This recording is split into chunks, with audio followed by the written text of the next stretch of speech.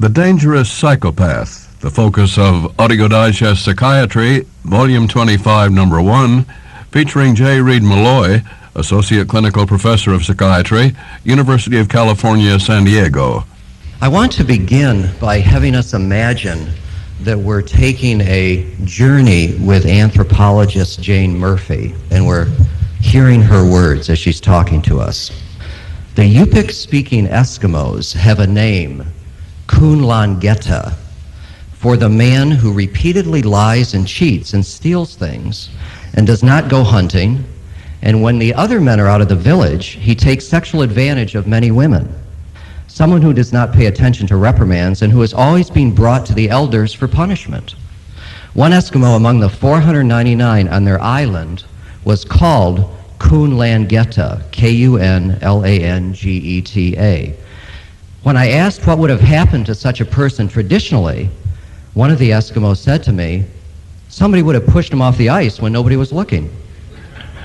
The DSM-4 tradition represents what I refer to as one of two main avenues for understanding antisocial personality. It is a tradition that is actually very young. It goes back now, I placed it during the 1950s, and I refer to it as the social deviancy tradition for understanding antisocial behavior. This tradition dominates American psychiatry. It was officially blessed with DSM-2 in 1968 when the term sociopath was discarded and the term antisocial personality was officially adopted as our diagnostic label. And this tradition is based upon the notion that there are individuals that deviate from acceptable and normative social behavior, and we will label those individuals antisocial.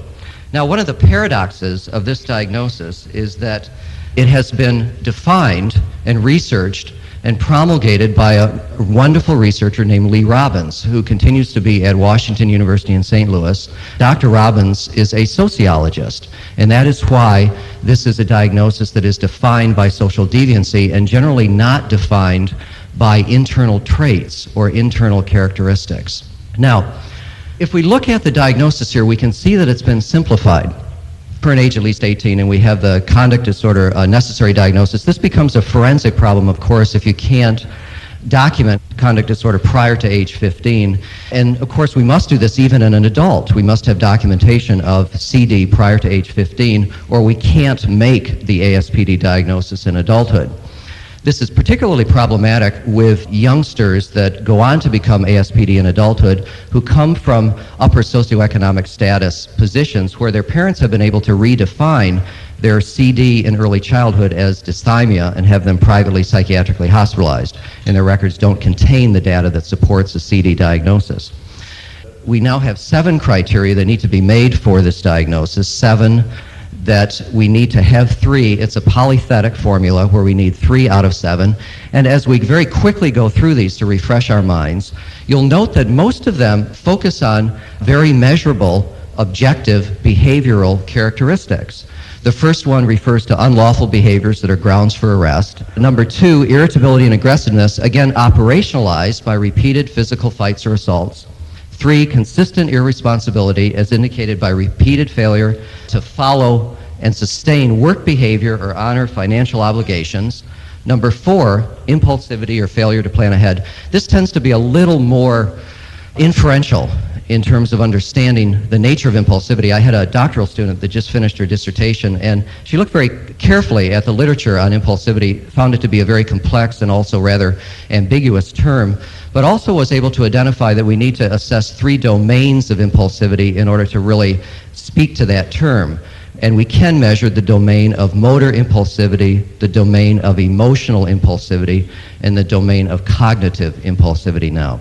Number 5 is deceitfulness, as indicated again by repeated lying and use of conning and manipulation of others for profit or pleasure. Reckless disregard for safety of self or others. This is, again, a little soft in terms of us deciding how to operationalize reckless disregard. And number 7 is the only characteristic here that is a inferred internal state. More specifically, it's an affect that is missing, lack of remorse, and it's the only one out of the 7 criteria that takes us within the individual to help us begin to understand the internal life of the antisocial personality. Now, a couple of other components of the DSM-4 that I think are important to understand. We know from the research, and this is mostly Robin's work, that only about 25% of conduct disordered kids will be diagnosed with ASPD in adulthood. That's good news. It helps us continue our therapeutic optimism when we're working with children and also with adolescents who are conduct disordered, recognizing that the minority of those kids will meet the threshold for ASPD in adulthood. If we look at recent epidemiological studies, this particular study is from a book by Lee Robbins and Regier, Psychiatric Disorders in America, the Free Press, 1991. They have an excellent chapter on ASPD in there.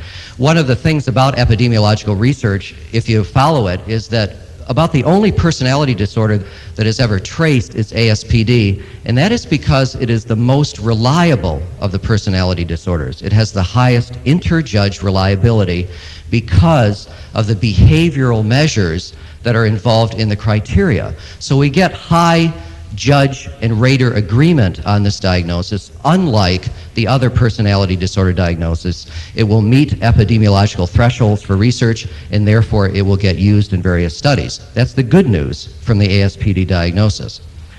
Now, this again is data that was gathered from DSM-3 diagnoses, and we see that the lifetime risk is 4.5 for males, 0.8 for females, with a total of 2.6.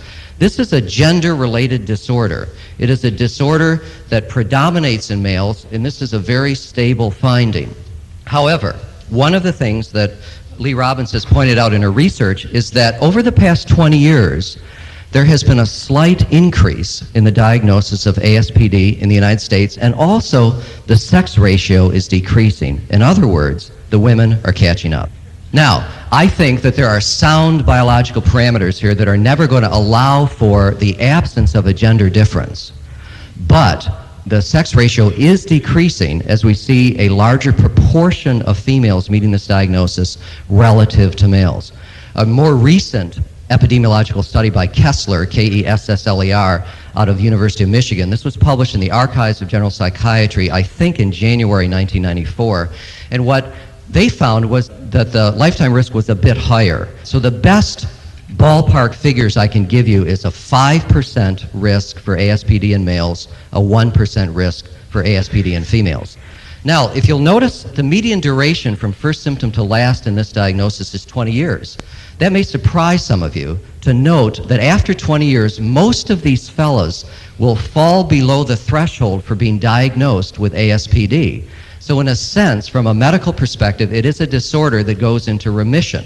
Generally, people fall below the threshold after 20 years, the majority, but there are a minority that don't.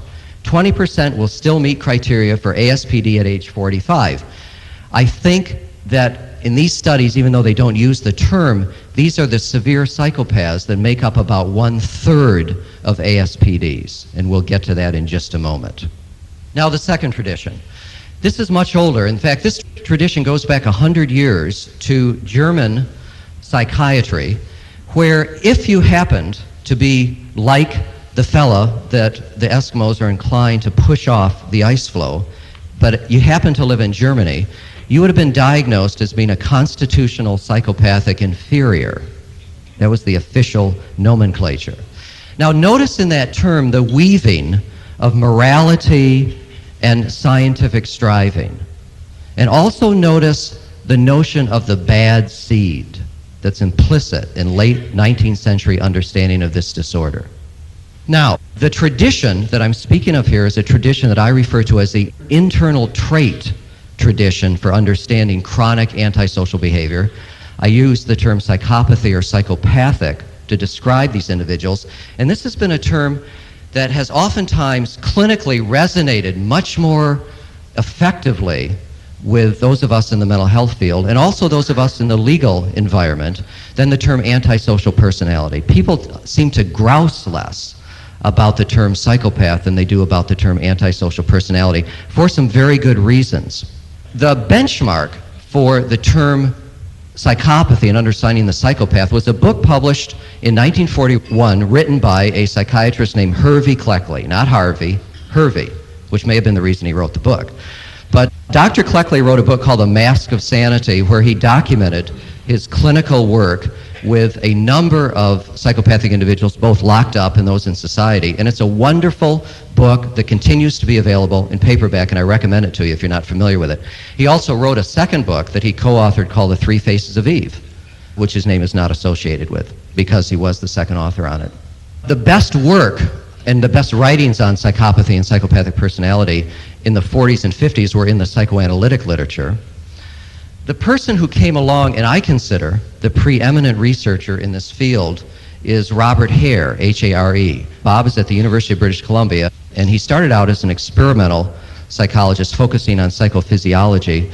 Bob has a lab there at the UBC in the Department of Psychology and has been studying psychopathy now for about 30 years.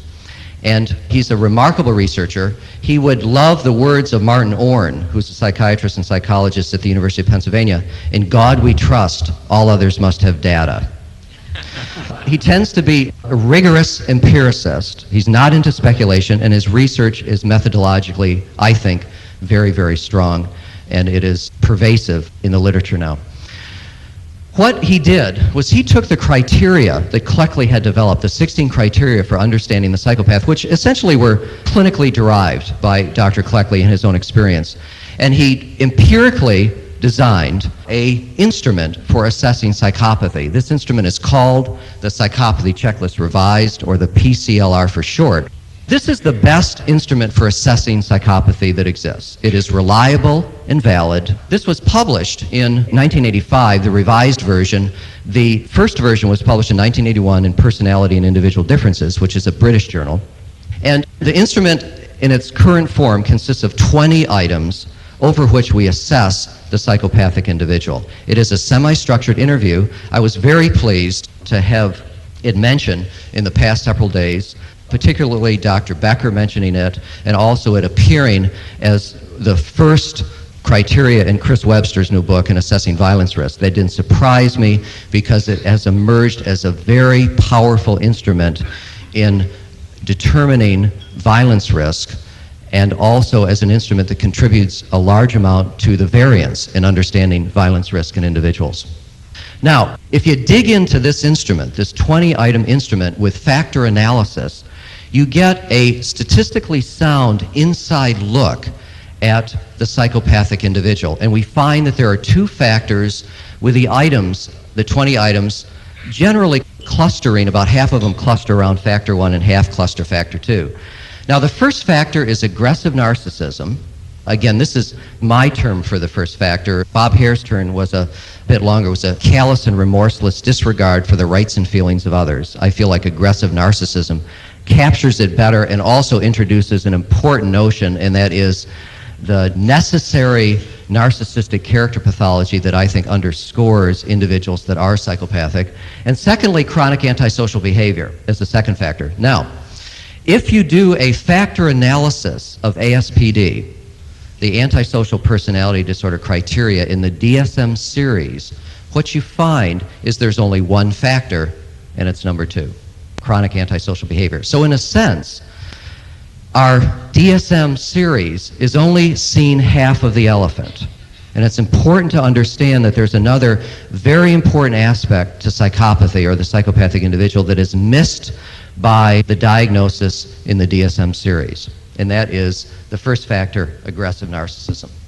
And it is also the factor, given the fact that we're focusing on dangerousness, that curiously is the one that correlates positively with violence risk and violent recidivism, and factor 2 does not appear to correlate with violence risk or violent recidivism. Now, let's take a closer look at factor 1. And again, here we're in a psychometric way, we're moving inside the psychopathic individual. Let's take a quick overview of what we mean by aggressive narcissism in the psychopath. First of all, these individuals tend to be glib and superficially charming. One of the benchmarks of these fellows is a socially facile, very verbal way of talking to other individuals. Although this is probably influenced by intelligence, surprisingly, the construct of psychopathy is independent of IQ. Now, the reason I want to put this out there very strongly to you is because it flies in the face of the public's understanding of the psychopath as a Machiavellian Dr. Lecter, who is much brighter than all the rest of us. It ain't so. Most psychopaths have average IQs. IQ normally distributes in this population, so you have some individuals that are very superior and some individuals who are psychopathic who are mentally retarded. And generally, though, they cluster in a normal distribution around average. So most of them are going to have IQs between 85 and 115. Again, the reason people overestimate the IQ of the psychopath is because of his glibness and superficial charm. And the clinical intervention here is to take him into an area you know a lot about and question him about it. And you will find how superficial and how thin his knowledge is about the particular topics that you are very familiar with. Now, the second item that loads on this factor, grandiose sense of self-worth, captures a facet of the narcissism of the psychopath. There is tremendous literature on narcissism, but the clearest, most elegant definition of narcissism I've ever seen is by Arnold Rothstein, who's a psychoanalyst, who said narcissism is the felt quality of perfection. And what we have in here, in this individual, is an individual who, in a sense, conceives of himself as larger than life. He is a legend in his own mind. Now, this conception of himself as being larger than life is one in which he will lead life with a sense of impunity. He believes he is special. In a legalistic sense, he is above the law. He also feels entitled. He feels entitled to take. There's no sense of reciprocity in this individual with others. There's no sense of relating to other people as whole, real, and meaningful objects.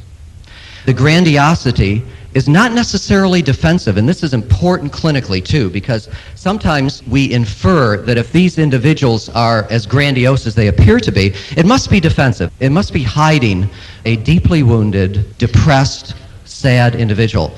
Don't assume that that exists without empirical data. In our research, the research that Carl Giacono and I did, which culminated in the third book, what we found is that the supports for depression in these individuals and a damaged sense of self were virtually absent.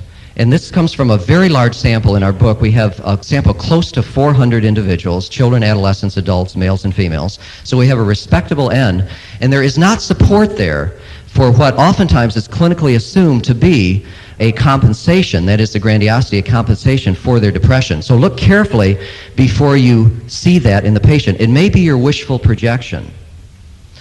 Now, the third item, pathological lying. These individuals tend to be chronic liars. This is not something to get angry about. It's something to understand as part of their psychopathology, and it is tied in closely to the next item, conning manipulation.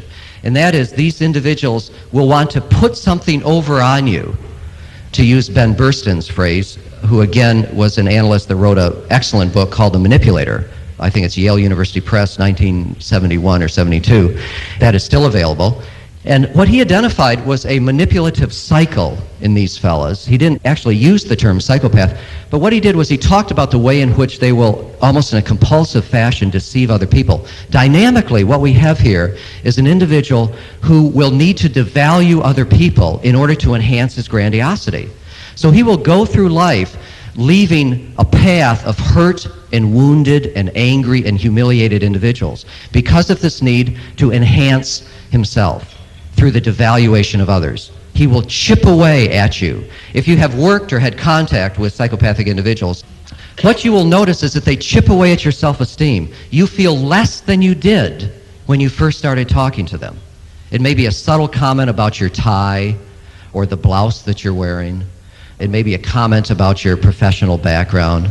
It may be a slight smirk when he asks you if you're a psychiatrist and you say, no, you're a psychologist. They chip away. They chip away at your self-esteem. And this is the tarnishing of the object that enhances their grandiosity. Very important dynamic that you'll see clinically. Now, number 6, 7, and 8 in this particular factor of understanding psychopathy are all involved with the affects of these individuals. And I'd like to talk about this individual as living in a pre-socialized emotional world. This is a pre-Oedipal character disorder. These individuals have not attained whole object relatedness and been able to see themselves in a integrated way, as well as to see other people and perceive other people as in whole integrated objects. The genotypic defense in this character pathology, which is not unique to it, is splitting, of course. And what we see in these individuals are affects that tend to focus on other people as part objects, or in a Kohutian sense as self-objects. So they experience emotions such as boredom, restlessness, rage. You rage against self-objects. You get angry at whole objects. Restlessness, excitement, maybe acute dysphoria, titillation, sadistic impulse. What you don't get are socialized emotions that necessitate whole object relatedness. Empathy, sympathy, gratitude, reciprocal joy, mutual erotic feelings, reciprocal pleasure. You don't get the whole object socialized life that you see in individuals that have reached a level of what we refer to as Oedipal maturity. Now, in our research, we've also found that these individuals tend to modulate affect about as well as a 5 to 7-year-old. Now, what I mean by modulation of affect is how coarsely is the affect expressed. But the other finding that we have been able to identify is that these individuals generally may not be as impulsive as we assume they are. We want to look very careful at our measures of impulsivity. In fact, they may be largely using their affect in a deliberate way to control objects in the environment. And let me translate for you clinically. Think about the last time you were around a fellow like this and you felt like you needed to walk on eggshells so he wouldn't go off. And then think about the degree to which your modification of your behavior is, in his mind, stimulating fantasies of omnipotent control, being able to control you. And our empirical data has suggested that even though these individuals don't modulate affect, in other words, it's coarse and at times explosive, that may not be as out of control as it looks at first blush. It may be much more a product of the dynamic here, and the dynamic being to control objects in the environment, again in a Kohutian sense, to stimulate a merger transference, a dominance transference of the object. Affects tend to be shallow. We see absent superego in these individuals, and of course that's spoken to in number 6. In number 8, these individuals tend to be callous and lack empathy. I have come to think, based upon now strong suggestions in the research, that these individuals tend to be the severe psychopath. And again, remember, and I'll show you how this works in just a second, about 1/3 of ASPDs are going to fall into this group, a much more homogeneous group than ASPD in general. The severe psychopath tends to be chronically emotionally detached. These individuals do not bond, they do not form attachments. And attachment, as you know, is a biobehavioral, species-specific system that allows us to seek proximity to the caretaking object early on in life and allows us to form adult pair bonds as we move through life. There is now a large and substantive body of attachment research, beginning with the work of John Bowlby, and it also fits nicely in with some of the analytic writings. I'm thinking particularly of the work of Fairbairn in the primacy of object seeking that we see in our lives. Now, in the absence of attachment, and again, we don't know if this is constitutional or this is a biological deficit that occurs during the early years of life, if this is somehow socially learned. We have some suggestive prospective studies that take it back to about 12 years of age and then forward. But we don't have the intergenerational studies, whether they're family studies or adoption twin studies, which would let us speak to more of an inherited absent attachment capacity. But I do feel and believe that we can now say with some certainty that there is an attachment pathology here that is necessary but insufficient for the development of the psychopathic individual. That this absent attachment then leads to other mediating social environmental experiences that can then result in the development of the psychopathic character in adulthood. Another sequelae of the absence of attachment in these fellows is the callousness and lack of empathy. And there's a particular impulse here that we are prone to deny, particularly for the mental health professionals here, and that is the sadistic impulse. There are now about 3 studies that suggest a relationship between sadism and psychopathy. I have a doctoral student right now who's getting some very exciting results on the relationship between sadism and psychopathy.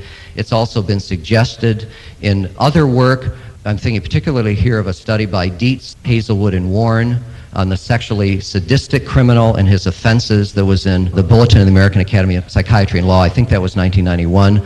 We're getting some suggestion here of a relationship between sadism and psychopathy, and it's one to just keep in mind when you clinically assess for this character pathology, because it has very important implications for understanding the affects and the object relatedness of these individuals, that they oftentimes will engage in behaviors to induce suffering in another as a way to experience pleasure through dominance in themselves. Probably the best little book that I've read on sadism in a number of years was David Shapiro's book with a funny title. It's called Autonomy and Rigid Character. It's a little monograph, basic books, and it's one that I do recommend to you if you want to further explore this. Number 16, Failure to Accept Responsibility, is one that is, these are all empirically derived, but it has to do with the notion of projection in these individuals. These individuals will use projection as a ubiquitous defense, their attribution of responsibility to other people. Dr. Meloy's remarks continue on Side B.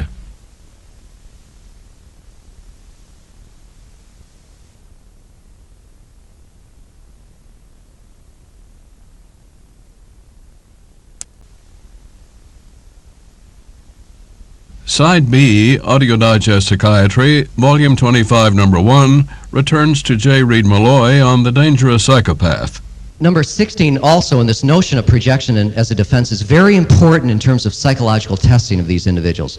We tend to not use hardly any self-report measures because the psychopath will treat the self-report measure as a projective instrument.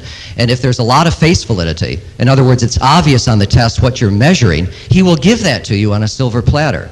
So if you give the psychopath the Beck Depression Inventory, he's going to come back depressed. If you give him the state trait anxiety measure, he'll come back looking anxious. Why? Because you provided him with an obvious vehicle for malingering, perhaps, if it serves his interest, a particular disorder, perhaps an Axis I disorder. This also applies to neuropsychological testing and IQ testing. Both of those testing domains have a motivational aspect to them.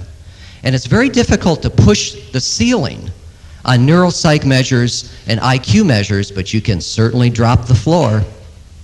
And if you can drop the floor on those measures, and it doesn't take a whole cortex to understand that if I do poorly on a neuropsych measure or I look less bright on an IQ test, it may help me with my case, whether it's a civil case for some kind of injury compensation or whether it's a criminal case for some kind of mitigation of responsibility for my behavior. Okay, let's dig into factor 2 for a moment, chronic antisocial behavior. And again, remember, this is the only factor that appears when you do a factor analysis of ASPD in the DSM series. This is it. So this is the half of the elephant that descriptive psychiatry will focus upon. Fortunately, I think clinicians have a sense that there's more here than just what these fellas do. Number 1, need for stimulation, proneness to boredom. This is one of the most substantive biological components for understanding psychopathy, and it speaks to a large range of data that I'm just going to briefly touch upon. There was early research on the hypothesis that these individuals were autonomically hyporeactive to aversive stimuli at a peripheral level. There was early studies that spoke to that. Dr. Rain has also shown in a prospective study of the relationship between early measures of cortical arousal, specifically resting heart rate, galvanic skin response, and a particular EEG measure, to show that cortical underarousal is a powerful predictor of criminality 10 years later. There's also research that shows the power of resting heart rates in understanding and assessing criminality in adolescent populations. In fact, that's one of the most durable findings, lower resting heart rates, in the psychophysiological research. There's also some other interesting stuff that has begun to look at ways in which the psychopathic individual will, for instance, process words. A line of research that has been done by Bob Hare and his progeny that have now set up their own labs in the United States and Canada, they have found that these individuals will tend to not understand the connotative meaning of words. the emotional meaning of words. And this has been done in tachistoscopic studies where individuals are flashed a series of words. Normals will react with a certain evoked potential in EEG measures to a particular word. We flash to the person house, tree, person, bench, murder. The EEG will evoke on the word murder. In normals, it won't evoke in psychopaths. They appear to be, in a way, disconnected from the emotional meaning of words, and I think this is further suggestive data of limbic dysfunction in these fellows. And this may be something that's structural and maybe something that's functional. We know very little about it at this point, but I think this is a path that can lead us in that direction. And that's, again, you can see is very consistent with some of the emotional problems, deficits here, as well as with the chronic emotional detachment. The seat of our emotional relatedness is our limbic system. And that also is a thread of research that ties into some of the stuff I've written about the reptilian cerebrotype and its relationship to psychopathy based upon McLean's research. Cleckley, now over 50 years ago, talked about these individuals as having a peculiar form of semantic dementia. And he was just speculating about this, and here we have empirical research 50 years later that speaks to this. There's also an ex-student of Bob Hare's in Florida who's looking at eye blink reflex responding in these fellas and is hypothesizing with some empirical support that psychopaths tend to be fearless. And if you think about some of the clinical research and perhaps your own experiences, you notice less of a fear response, and this is also very consistent with other psychophysiological research on low levels of anxiety in these fellas. So think about the clinical picture that we're painting here. No empathy, unbonded, little or no anxiety, less of a fear response, less conditionability to punishment or pain or aversive consequences. We have a fella that's beginning to speak to the topic of this conference, perhaps in a way that is both frightening as well as perhaps most clarifying, and that is the concept of dangerousness. These individuals, because of their need for stimulation, which I think is an offshoot of this autonomic hyporeactivity and chronic cortical underarousal, which again is not necessarily specific to psychopathy, but I think is a necessary biological substrate upon which mediating factors will then result in a psychopathic character in adulthood. We have a sensation seeker, and there are several convergent lines of research focusing on sensation seeking in this population. Herbert Quay's work, Ising's work, Zuckerman's work, all point consistently to these individuals being sensation seeking. And what are the drugs they're going to abuse? They're going to like stimulants. Why? It'll arouse their cortex. It'll get their reticular formation fired up. They're going to feel better, but they're going to need more of it. And that also has been a laboratory finding in this particular population. And it's also been shown that these individuals will be more sensitive to CNS depressants than normals will be. Okay, moving along here, they tend to depend on other people in a rather parasitic or saprophytic way. They tend to live off other people. This has to do with the absence of reciprocity. You know, they relate to other people on the basis of power gradients, not on the basis of affection. Power gradients, not on the basis of affection. Who's dominating? Who's in a position of submission? Poor behavioral controls, number 10, speaks to the violence risk in these fellas. It's the only one of the 20 items that speaks directly to violence risk. Early behavior problems is an item that addresses the stability. We expect these difficulties to begin to show up during latency age, 6, 7, 8 years of age. In fact, I think the modal year for diagnosis of CD in childhood is around 8 to 9 years of age. Lack of realistic long-term goals. These fellas tend to be prisoners of the present. They have great difficulty projecting into the future or reflecting meaningfully on the past. And there's a peculiar illogic to the way they think.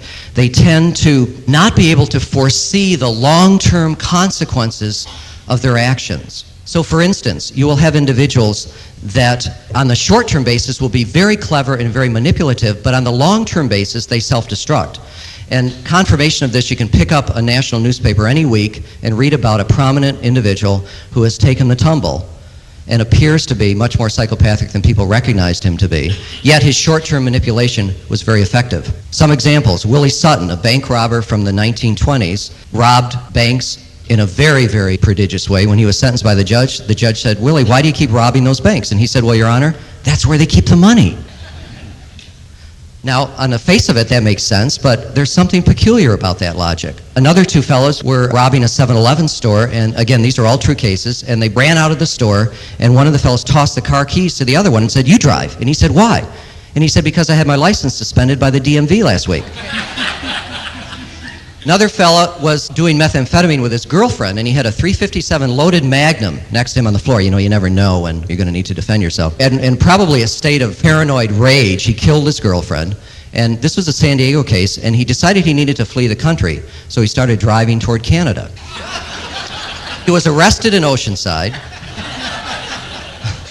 I saw him about 3 days later, and I asked him, "Why were you heading to Canada? That's 2,000 miles away instead of a 10-minute ride to Mexico." And he said, "Well, Doc, I don't speak Spanish." Now again, on the surface that makes sense, but you can see the illogic here. In our research, we have found these individuals have a moderate but pervasive amount of formal thought disorder that is not going to be picked up in a general mental status interview. It's not going to be as blatant as the schizophrenic patient, but it's there. Moderate, pervasive, formal thought disorder. These individuals do not organize their thinking well, and the illogic of it is just beginning to be explored. A doctoral dissertation that was just completed found these individuals are significantly impaired on proverb testing in a mental status exam, yet they do pretty good in other tasks, such as the similarity subtest of the WASAR, or one that is given in a mental status exam. Impulsivity, number 14, exists in some, but again, I caution you to make sure that you know what you're measuring and that there's empirical data before you write in the chart, impulsive. You know, don't make sure it's not your wishful projection that he wants to but he can't. Make sure there's data there before you assume that. Irresponsibility, juvenile delinquency, revocation of conditional release. Again, you can score 40 points on this instrument, and the reason I'm talking so much about this instrument is its importance empirically for assessment of violence risk in forensic patients, an assessment of dangerousness. You get a mean score of 23 in prison inmates. In forensic patients, you get a mean score of 20. And this is what we do when we come to diagnosing ASPD and also then refining it by talking about severity of psychopathy. About 2/3 of individuals who are ASPD are non-psychopaths, and about 1/3 are. If we went to a prison and we assessed 100 individuals we selected at random, regardless of color, we're in a maximum security prison, we would find about 3/4 of them would meet criteria for ASPD, about 3/4.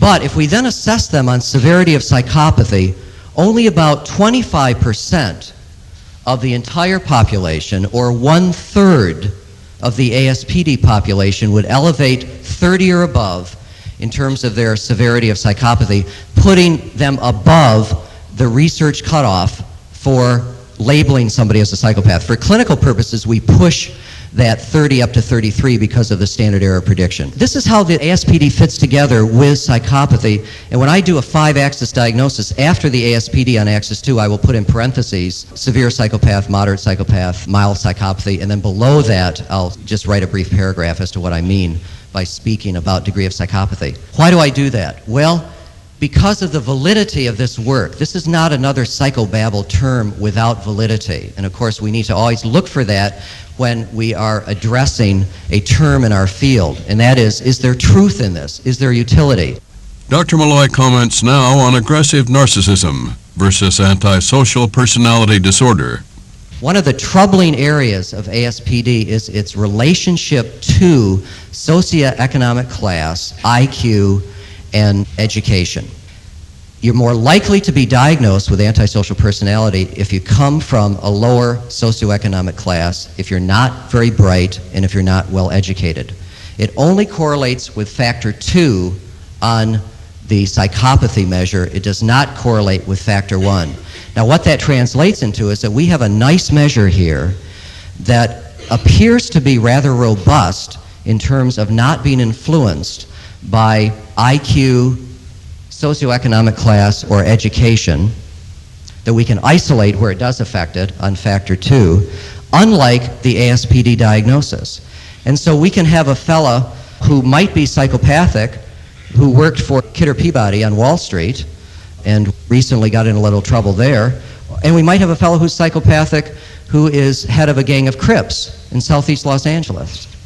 And we can determine in both of those individuals degree of psychopathy regardless of privilege in background, education, or IQ level. Okay, a couple of other quick validation pieces of data. So all these fellows were released from prison. It's a 4-year time span. This was an early study, 1988, so it's a little dated, but there have been other studies that have replicated it. After 4 years, almost 80% of the non-psychopathic offenders are doing okay and they're still out in the community. After 4 years, only 18% of the psychopaths remain. And then most of the action is in the first year in terms of their not being able to maintain in their reoffense or recidivism and return to the prison. They tend to reoffend at a higher rate and more frequently than the non-psychopathic criminal does. Mean number of convictions per year free. This again is a study. This was Hart, McPherson, and Forth, 1988. And what we learned from this is we see a decrement in non-violent recidivism at about age 40 for the psychopaths, but their violent recidivism tends to plateau on out. And again, there's that factor 1.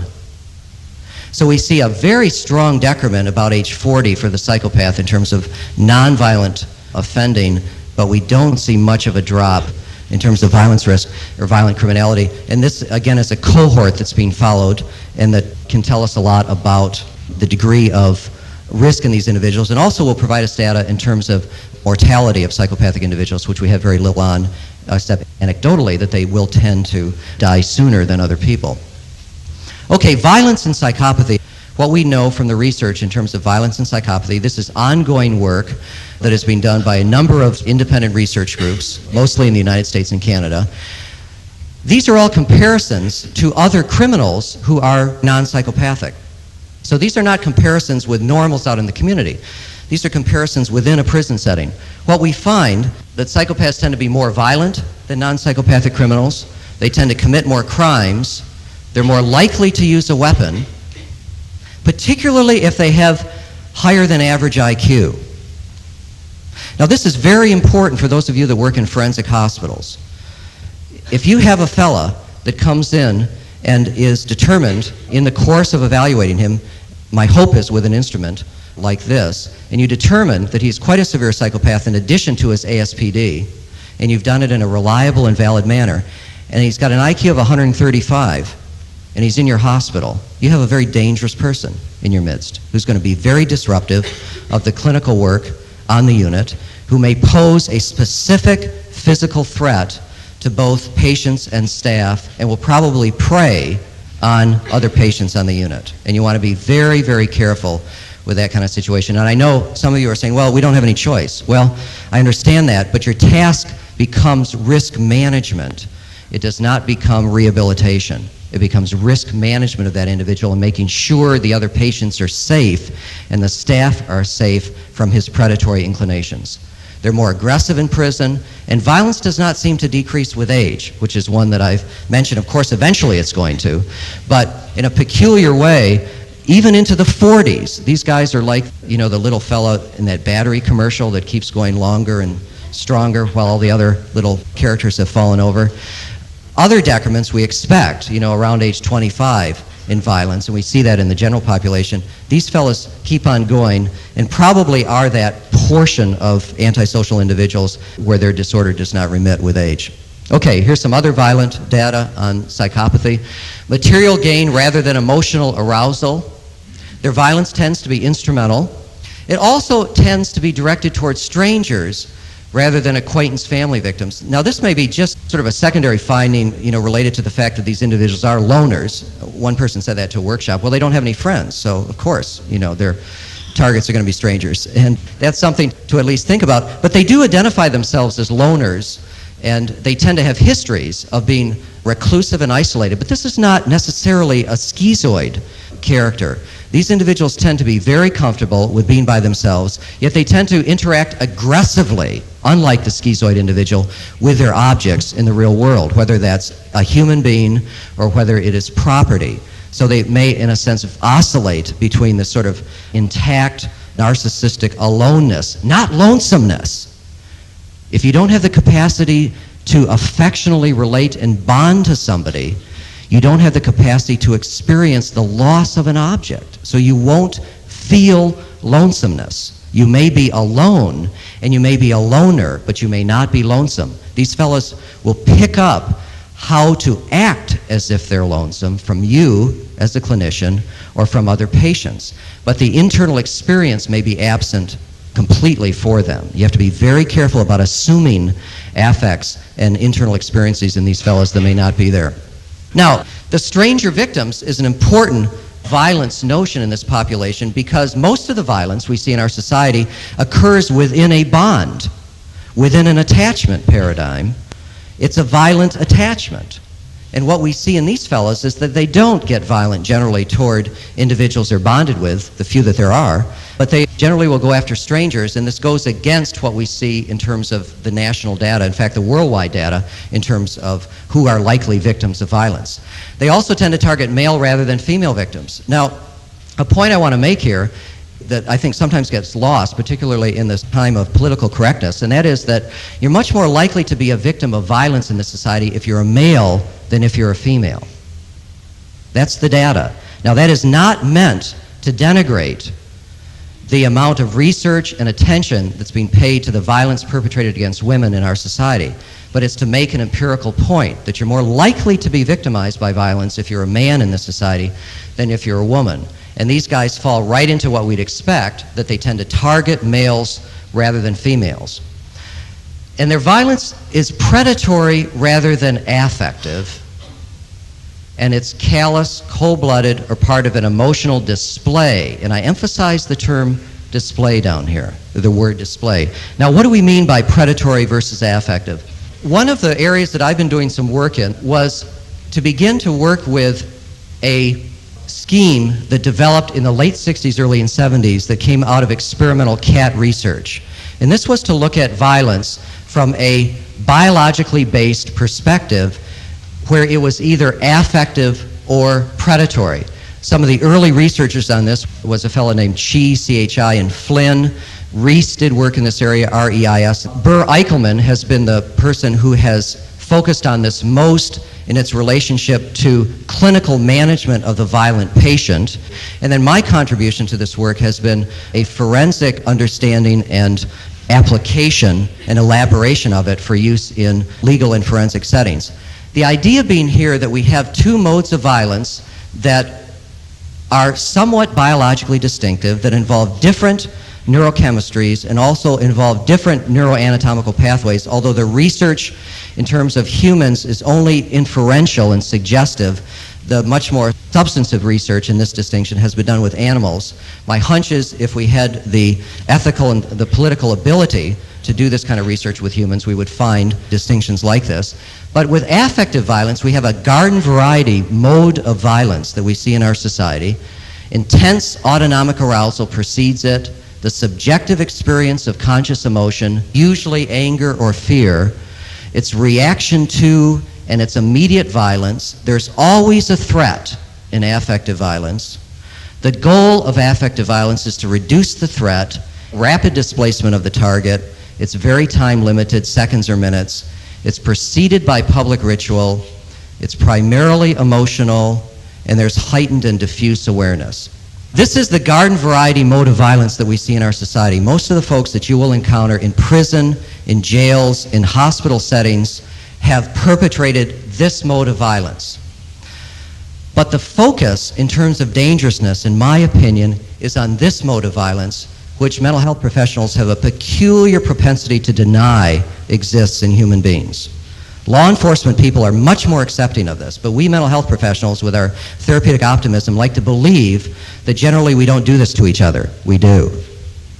And predation has a curious also phylogenetic history. Predation's earliest wiring was to help us gather food, to help us hunt for food. And you'll notice as you think about this from an evolutionary perspective that many of these characteristics would allow us to secure a meal for the evening, but we have been able to hone it and shape predatory violence in ways that have created a violence in our society that is extreme. There's minimal or absent autonomic arousal, generally no conscious emotion. This is an emotionless mode of violence.